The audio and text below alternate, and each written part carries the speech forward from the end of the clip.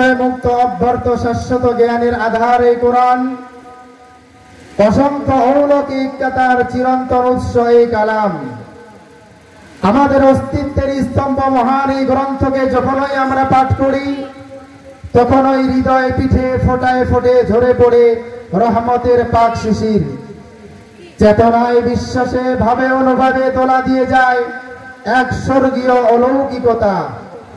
ঠিক তখনই মনে পড়ে যায় প্রিয়তম নবী মুহাম্মদ মুস্তাফা সাল্লাল্লাহু আলাইহি ওয়াসাল্লামের কথা, যার অসীম ত্যাগ ভাষাতে কুরবানি ও অফুরন্ত সাধনার বরকতে আমরা পেয়েছি এই কালাম।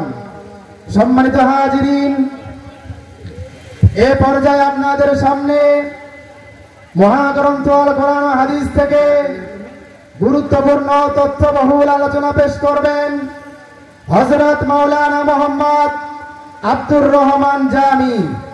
হযরত মাওলানা মোহাম্মদ আব্দুর রহমান জামি, নব মুসলিম ও সাবেক পুলিশ অফিসার, ঠাকুরগাঁও। হুজুর